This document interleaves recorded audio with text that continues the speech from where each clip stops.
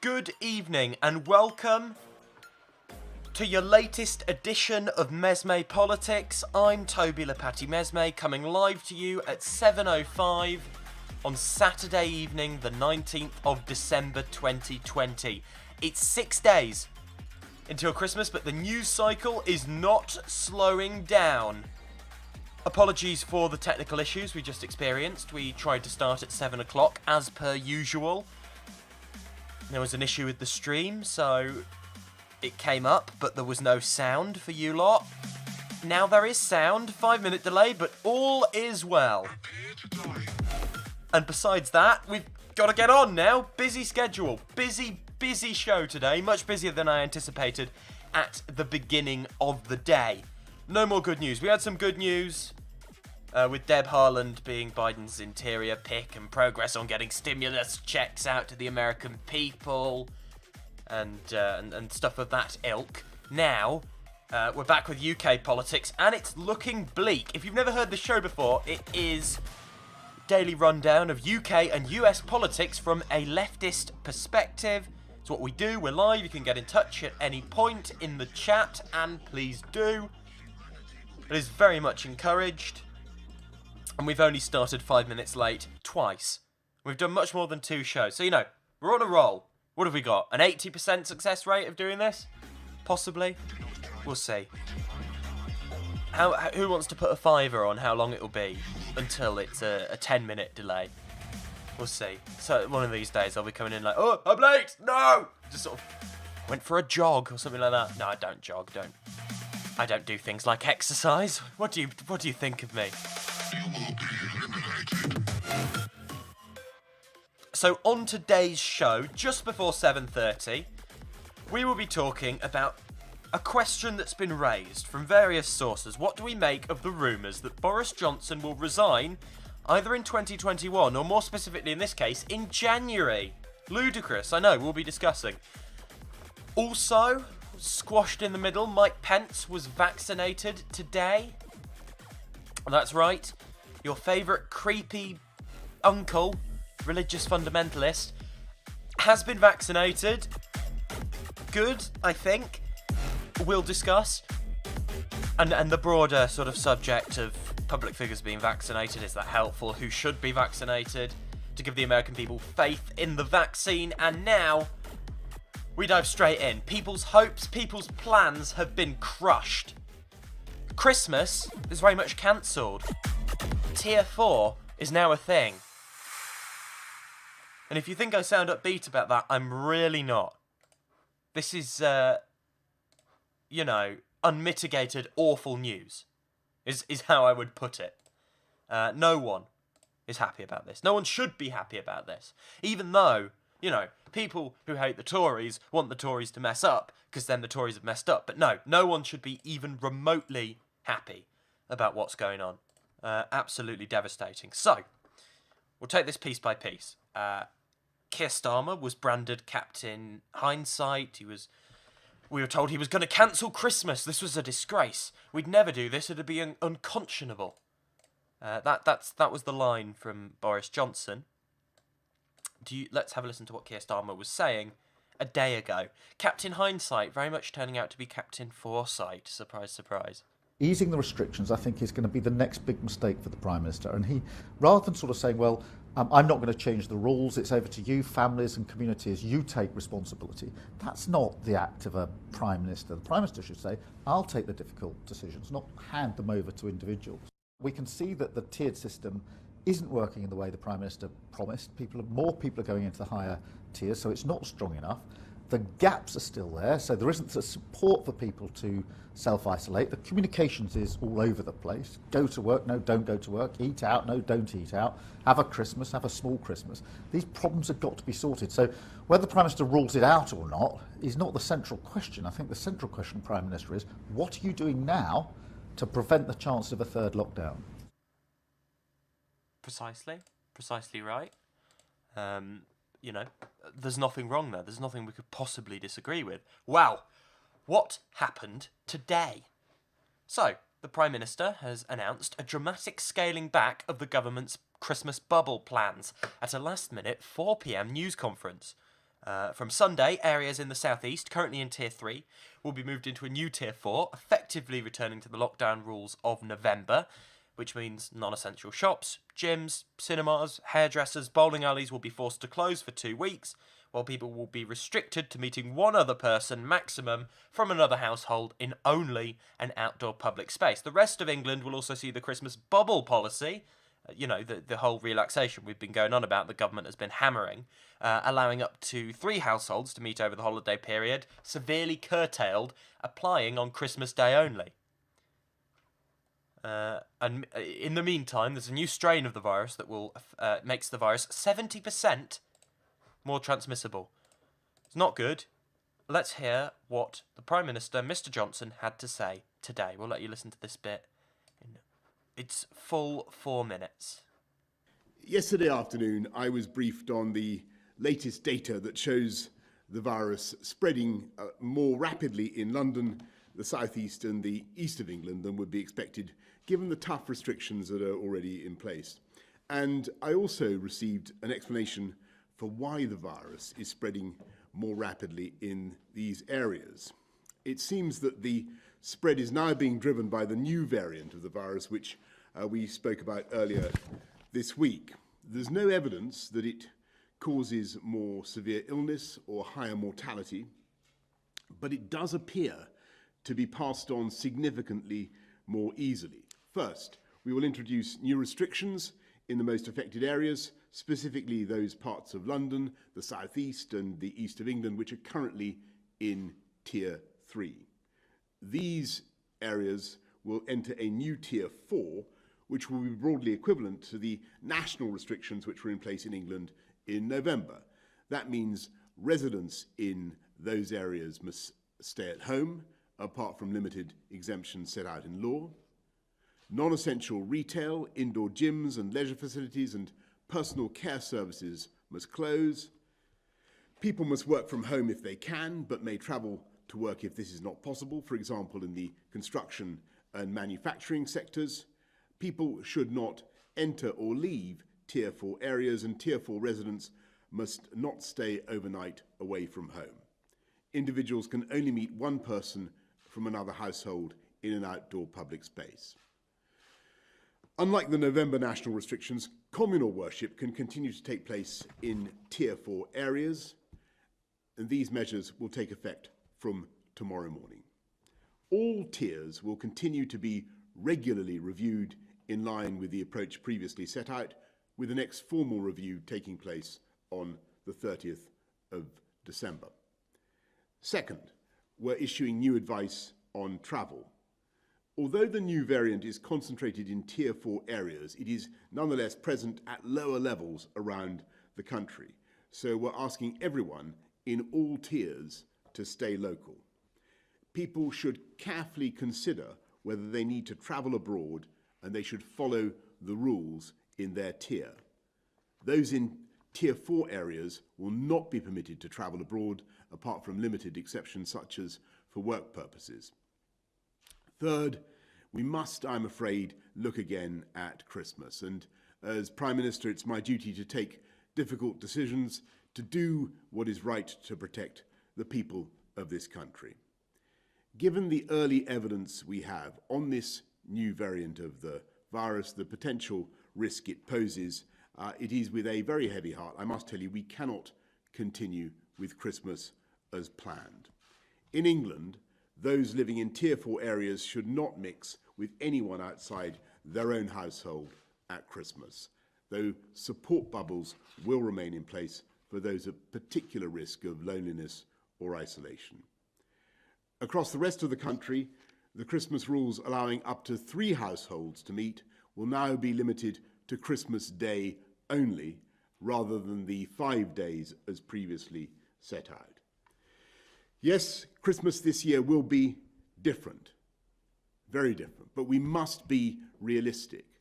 We're sacrificing the chance to see our loved ones this Christmas so we have a better chance of protecting their lives so that we can see them at future Christmases. So everyone saying this was a bad idea has now been vindicated, and the result is people's plans are lying in tatters, and families who were hoping to get together can now not get together. The change in approach is correct. But the fact we needed to change to this, the fact you got people's hopes up, is what's utterly despicable about this. Keir Starmer says millions will be heartbroken by this news, having their Christmas plans ripped up with less than a week's notice. At this time of national crisis, the British people want clear, decisive leadership. All we get from Boris Johnson is confusion and indecision. And we'll go to Keir Starmer for his thoughts on this now. Have a listen. The infection rates are going up very, very fast, and so something has to be done, and we support the steps the government's put in place. But millions of families across the country are going to be heartbroken by this news, having their Christmas plans ripped up. And I'm really frustrated because I raised this with the Prime Minister on Wednesday, and he dismissed that and went on to tell people to have a merry little Christmas, only 3 days later to rip up their plans. And I think the British public's entitled to more decisive leadership than that. They're getting confusion where they need certainty. That's Keir Starmer there. So, what do we make of this? What is the approach? What the hell is going on? Well, first things first, let's focus on, like I say, people's plans, people's hopes. People were told by the government, even recently, if you want to meet up with your family over those 5 days, you can do so. Many of us said this was a bad idea. Most of the public, a majority of the public, clear majority, thought it was a bad idea. But people were told it was okay. And when the government says something like that, people sit up. People take it seriously. Well, those plans, the tickets that have been bought, the family plans that have been made, 5 days you gave people, 3 households, 5 days. It was stupid in the first place, but people made plans. People are going to be flung into depression just on the verge of Christmas. People will be heartbroken. You know, I'm okay. Maybe you're okay. I've got immediate family here. Maybe you've got immediate family. Then you're fine. But people got excited. People made plans. Maybe people were seeing their aunt or their uncle or their grandparents, whatever it was. And now they can't. In that huge swathe of the country. I don't care where it is. We're saying London. You know, maybe the government's made the calculation, we don't mind sticking it to London. It's, you know, it's the lefty liberals in London. I don't care. You've done, like, people are being, you know, London's been given preferential treatment through all of this, and now they're getting shafted triple. It's ridiculous. Just the whole pitting region against region throughout this has been obscene. It was obscene before. It's still obscene now. Areas in the north have been neglected throughout the whole of this crisis, and now London is being given no notice and being told to do something, even though they were told the complete opposite a matter of days ago in a weekend afternoon press conference. A little hint, a weekend afternoon press conference is not a well planned out timed press conference, it's a last minute, frantic press conference. Boris Johnson obeys the Treasury until the numbers get scary, then he obeys the Health Department, basically. Cruel and inhumane approach and behaviour from the government. The words from Boris Johnson ring absolutely hollow. He said what he said. He should own what he said. Ministers were on the news saying they were going to go and meet their elderly relatives, and then even after that, you know, have a merry little Christmas. Here we are. They've cancelled Christmas. Cancelled Christmas 6 days before Christmas because they didn't fancy cancelling Christmas 10 days before Christmas. The fact of the matter is, the 5-day plan should have been implemented if things were looking exceptionally good. It could have been a nice treat, you know, 5 days, 10 days before Christmas, say, look guys, we're going to let you off the hook a little bit because we've got the virus magically under control. It should not have been said so far in advance when you knew it could well be cancelled. Giving people false hope and then ripping it away from them is way less effective than being honest, levelling with people as adults. Look, guys, a vaccine's on the way. We may have to stick it out over Christmas. We'll let you know if that changes. And so many more people would have obeyed that. This should have been done all along, right? One day of lenience with strong advice to not meet. Please don't do it, but we won't fine you. Just for Christmas Day. This new strain is very serious. I mean, like I say, the policy isn't the problem. The fact it's being done now is the problem. And you rolled out a new tier out of the blue. The new strain is serious, right? 70% more transmissible. It is serious. We take it serious. We don't know enough yet. The scientists are looking into it, and we'll know the details, and we'll know. It looks like it will not affect vaccinations, etc., etc., but we will know they're looking into it. No one panic. Of course, we'll provide all the information on here when we discuss COVID, and we do not want to be an impediment to public health, so I defer to the scientists and the experts and the people who know far more about this than me on this information. Do not treat me as your source of medical wisdom, because I am not, and I do not want to be. But the fact they're using the strain for this it is a little bit of an excuse, isn't it? Because they knew it was dire. They knew it was going to be dire. The R rate is 1.2. They're using it as an excuse to get away with a last-minute U-turn. This U-turn we saw coming down the tracks way before the new strain reared its ugly head. The damage has been done to a great extent. At this point, way more people, less people than if we had kept as was a week ago, but way more people than if we'd levelled with people from the start, will break the rules, okay? So some of that damage, probably a lot of that damage at this point, because a lot of people might meet up just to stick middle finger at the government.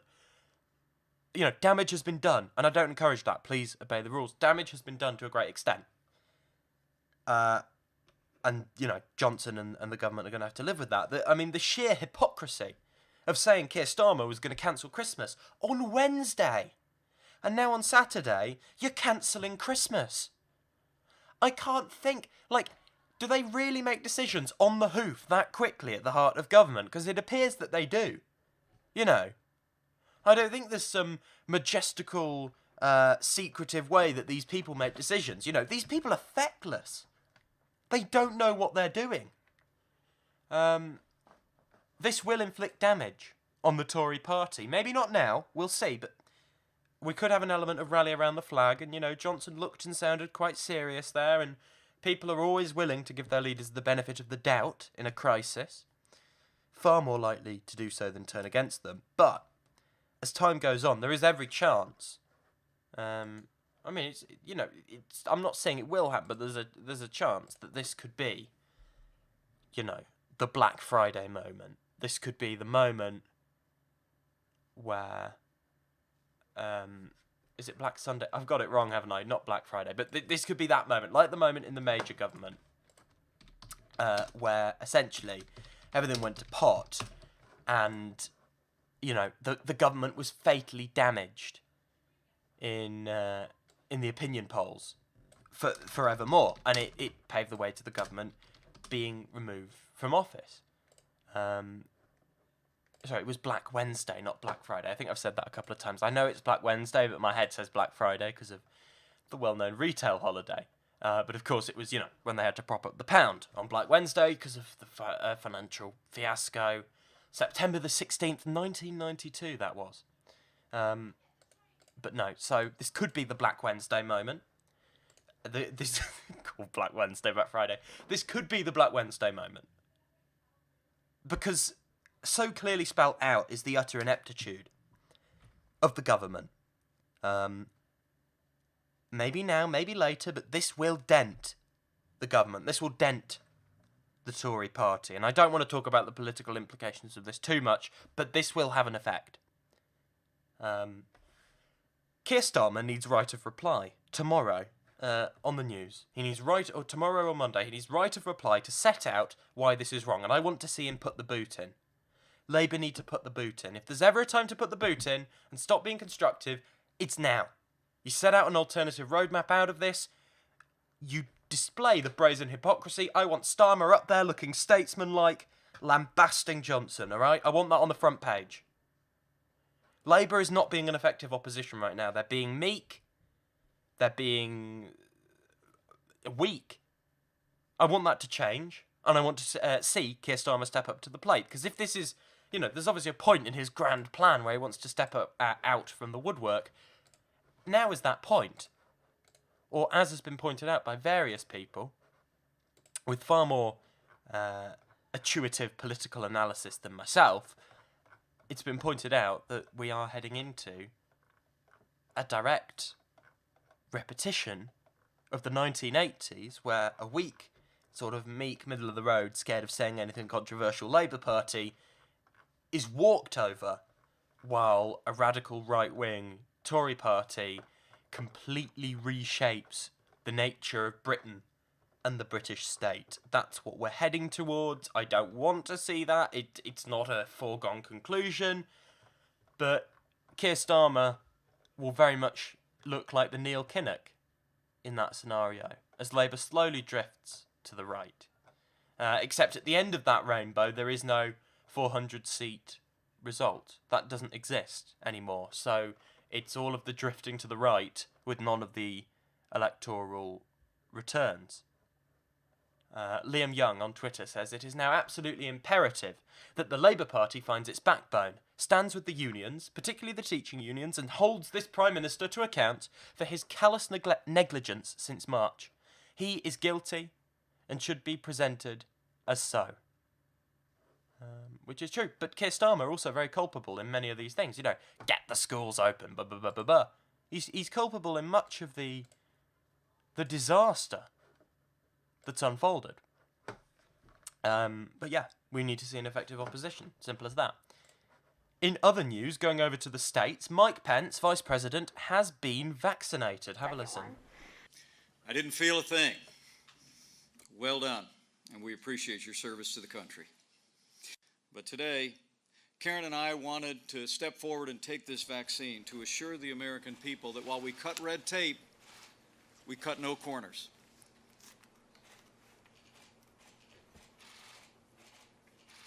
Mike Pence there being vaccinated. He's rolled up his sleeve, got his White House mask on. There you go. In goes the syringe. There you go. Done. The nice sign behind saying Operation Warp Speed, safe and effective.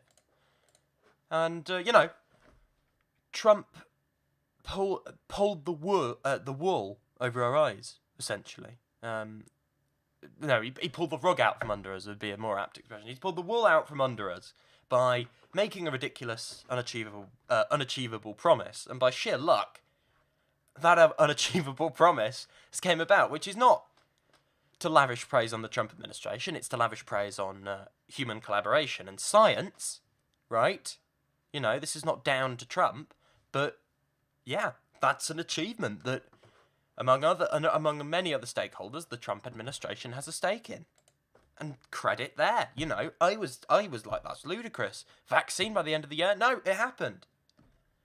And at least Trump didn't do what many thought he would do and just release something that he claimed as a vaccine that no scientists backed up just before November, before the election. But yeah, we need to see Trump take the vaccine. That is essential to public confidence because about 40% of the country don't believe anyone except that man. So we need to see that. We also need to see every political flank endorse this vaccine. The Bidens, the Sanders, the George Bush, the Romney, from the never-Trumpers to the Democratic moderates to the leftists to the Trumpers. We need them all to endorse this vaccine. Get Trump having the vaccine, get Bernie Sanders having the vaccine, get Joe Biden having the vaccine. We've already got Pence and Mitch McConnell getting the vaccine, and all the disparate groups will all trust it, and then it will be a minority that won't. The majority will fall in line. That's what we need to see. And I really hope Trump does it. If Trump doesn't do it, that's the final sort of fuck you to humanity on his way out of office from him. This is good shit. This is good stuff. Getting, public figures getting the vaccine done. Good. Vice President, ally of President Trump. That's where most of the vaccine skeptics are.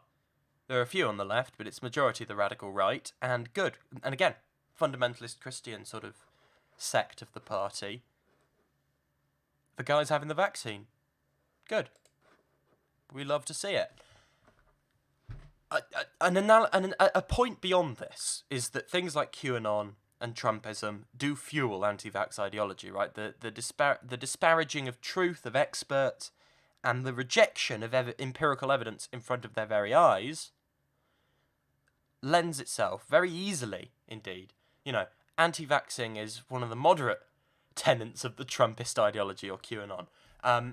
in this conspiracist worldview, you know, the road is the yellow brick road to anti-vax ideology is paved out, and that's what we see right here, right? And that is why the onus is on your Trumps and your Pences and your Mitch McConnells, specifically your Trumps, to combat this at the core and get every single last pro-Trump GOP representative and Trump himself taking this vaccine on national television. I want a speech from Trump about how great and safe the vaccine is and how he wants all true patriots and Trump supporters to take the vaccine. This, you know, I hope Joe Biden will work with Trump and get that to happen, or at least try. See if you can get the toddler to cooperate, because this isn't political. We need that 40% of Americans that just believe Trump to take the vaccine. We can't do that, however odious the individual is. We can't do that without Trump. America has a systemic information problem, right? People don't believe stuff. One half of the country doesn't believe the other half of the country, and I know that is a cliche, and it's always been that way, but it's unique now. It's unique to America, and it's unique to any point in America's history, right? Yes, to an extent, this has always been there everywhere. To an extent, it's there in other countries, but it's uniquely bad. Okay, there's a unique level of delusion among vast swathes of the American population. Don't know how you address that. The media's not doing it. Social media's not helping. I don't know. Okay, no one's going to trust legacy media. No one trusts social media unless they agree with it. So, what's the solution? I really don't know. It's going to take a long time. It may get worse. It may never get better. The nation may fragment in two. We will see. Someone says Keir Starmer may be treading carefully because of the pandemic. You see, the thing is, I don't think that washes anymore. I understand, you know, that is the point of view that the Keir Starmer team certainly took in the early stages. We're going to be constructive, we're going to agree with the government. And then you see on Gogglebox when they got people watching it, people were like, you're Labour, you're meant to have your own ideas. And he was just going, we support the government, we support the government, we support the government. People don't want that. Shockingly, you know, Labour was worried about appearing like they were scoring political points, which is fair enough, and you have to adjust your tone in a national crisis. But if you don't say stuff, if you don't get on the record saying this is our approach, take it or leave it, you know, people will forget you and be like, well, where were you? You know, you can't criticise this, you did nothing. You just said you support the government. You need to lay out that alternative, do it in a respectful way, say please follow the public health guidance, please listen to the government, you know, with all due respect, this is a failure of leadership. That has to be done. And they have to step up and do it, because if they don't, then Johnson gets off scot-free. That's the job of Her Majesty's opposition, that's the job of Keir Starmer and his front bench team, that's the job of the Labour Party. Has to be done. Has to be done. And I think if you do that in the right way, people will respect it and it will make them more likely to switch to Labour. Now, will Boris Johnson resign in January? That's what we hear. There was a tweet that went out from someone who, I believe, I'm not entirely sure, but this has been picked up by various elements of the online rumour mills. And it says this: breaking news. A reliable Downing Street source has confirmed the rumour that Johnson will resign in January 2021. More details to follow soon. Now, I don't believe this, but we're going to make a story out of it anyway because it goes further. Now, this is just someone who said this on Twitter. I do not believe it. We'll start from that point, okay? Deeply, deeply sceptical here of the prospect of a January resignation. It's the middle of a crisis. It would very much make Boris Johnson into Neville Chamberlain Mark II in the worst possible way. It just won't happen. It won't wash. And in this situation, it won't wash. However, we go to the Daily Mirror back in October. There is credence to this. Tory MPs believe the Prime Minister, who used to earn £23,000 a month as a newspaper columnist, wants out in 6 months' time after he's sorted Brexit. Boris Johnson plans to resign as Prime Minister next spring, Tory MPs believe. He's been privately complaining he cannot live on a PM's salary, but first he wants another 6 months to get Brexit sorted and see the UK turn the corner from the pandemic. And then, there was all the pitying and worrying about his finances. I'm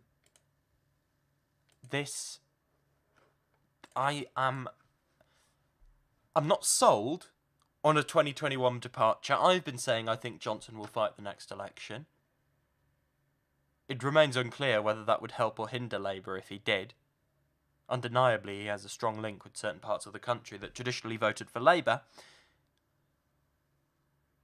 But will it happen? It could. Okay, it could. It's credible. But I'm not sold on it. Now, I've said this, it could well happen. Maybe he'll resign in January. I find that incredibly unlikely. You can consider me very surprised and proven wrong if he resigns in January.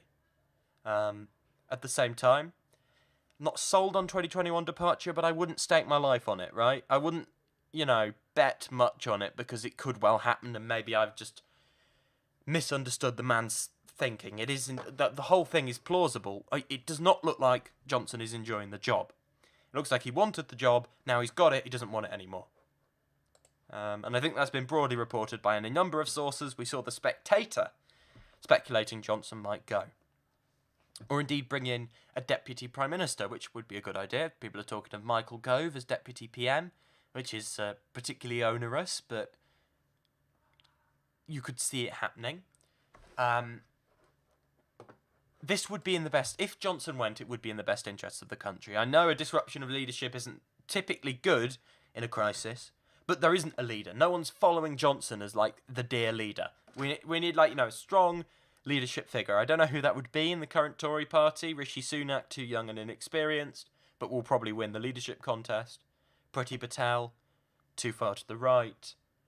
The likes of Jeremy Hunt and any number of other Cameroon-type Tories are not going to be able to win over the pro-Johnson, pro-Patel membership. So the result could plausibly be someone worse. It will probably be a slight improvement on Johnson. It is in the best interest of the country that a man so uniquely inept, politics aside, for high office, loses his position. Certain people have onerous politics and are in many ways incompetent, but would handle this crisis better in the Tory party. We would be better off. I'm not saying we'd have done well. It could have been an unmitigated disaster in a similar way, but it would not be quite so politically ridiculously stupid under Theresa May. The ideology would still have got in the way, and it would have caused needless deaths, but you would hope that the May administration would have, had some of the old hands in there. Either Johnson's going to go or he's going to have to bring in some more experienced hands from the Tory backbenchers to join him. He's going to have to. This could go one way or the other, politically. If Johnson were to go, what's the political ramifications of this? Well, on one hand, the election winner is gone. And you might have another suit, Gove, Hunt. They're not that electorally exciting. And they're not going to be able to take the mick out of Starmer in the same way, and Starmer can outsuit the suits. At the same time, if you get someone like Rishi Sunak, who's incredibly popular with the public, or indeed Priti Patel, whose law and order conservative message does resonate very heavily with elements of older white working class people in Britain, the aforementioned radicalised homeowners that are meant to represent the working class even though they're not of working age, and at the same time would quite possibly pull in socially conservative, either Sunak or Patel, would do a better job of pulling in socially conservative ethnic minority voters to the Tories, right? Because their message would probably appeal in a way, and because the deliverer of the message would be an ethnic minority, it would make the it would make it more palpable. Whereas when it's coming from Johnson with a record of racism and bigotry outwardly, it is not as credible and people are more repelled. You can see it happening, like how the Trump campaign got quite a lot of people of colour to advocate for Trump at the convention, and following that there was a big boost among segments of the ethnic minority population in the States towards voting Republican and voting Trump. And that is the Conservative Party's slow burner, isn't it? They want to pick off Labour's advantage among ethnic minority voters, who they win overwhelmingly, but they think they can make ground up there. And they could well be right with law and order, especially if the deliverer is an ethnic minority who can go, look, I'm successful, I made success, hard work, blah, blah, blah, blah, blah. That could be really compelling to certain people. We will see. Now, like I say, could go one way or the other politically if Johnson goes. It could disadvantage the Tories, but at the same time it gives them a clean slate, and they might be back to 10-point leads in the polls in no time. You know, someone more competent who's a bit less ideological in their choice of cabinet, that could work out really well. If you got a genuine One Nation Tory governing from the centre, that would really be a blow to Labour, because it'd be hard to unseat them, but the populist zeal would be gone. It's a question of, do you want to face a sort of centre ground melt, or do you want to take on Patel and Johnson's populist zeal? And in many ways, I think the populist zeal will be harder to take down than if Sunak turned into a centrist melt, because then he's the establishment, and he'll stick to his fiscal conservatism, and Starmer can actually attack him from the left and do, you know, replay the 2017 election. We will see. That is it from me today. Thank you for listening. Thank you for joining another episode of Mesme Politics. We are live with you 7 PM tomorrow with all the latest in UK and US politics from a leftist perspective. Because that's what we do. Every single day. We are very much led by donkeys. This is an absolute unmitigated farce. But alas, we approach Christmas, we approach the New Year, and the farce just continues, right? There's no two ways around it. It doesn't look great. There's a new strain of COVID. That's I'm sure we'll be talking about that more. It's probably not going to disappear because life isn't that kind usually. But we'll see. Please stay safe. Stay safe over Christmas. Don't do anything too risky. Don't go and see any elderly relatives. And of course, please obey the government guidance. My closing message to the Labour Party is basically strap on a pair and do something, for Christ's sake. If not now, when? This is the point. This is the time where you need to, Starmer needs to stop being Bruce Banner and start being the Hulk. That's what we want, right? We've had enough Clark Kent. We need Starmer Superman. Forensic extermination of Tories. That's what we need. I doubt it'll happen, but it's what we need. Because the country is genuinely looking for leadership right now, and if you really stick your finger in the Tories' wounds right now, there's a good chance you gain back that lead and you turn this into a Black Wednesday moment. It deserves to be. It's in the best interest of the country to get the Tories out, because they're so inept. Therefore, don't score political points in a pandemic, but you need to... In the interests of the country, these people need to be removed, and we need to do what's necessary, i.e. pointing out how inept they are, in order to do so. I don't think that's wrong. I think that's right. You know, the constructive tone was appropriate for about 5 minutes, maybe? After Starmer became leader, then it started wearing thin. It was like, look, come on. Dominic Cummings onwards, it's like, why are you still doing this? Just stick the boot in already. We've had elements of it here and there. I want to see the same Keir Starmer who called for the circuit breaker. Let's get proactive. You know, because right now Keir Starmer has culpability in many of the failings. Let's not have any more culpability. Let's actually get this under control, and let's propose an alternative roadmap out of it. I stand by this. I think that's the best strategy for Labour. Might not work, but if it doesn't work, nothing would work. Plain and simple. Thanks for listening. I'll see you tomorrow. It's 7:45.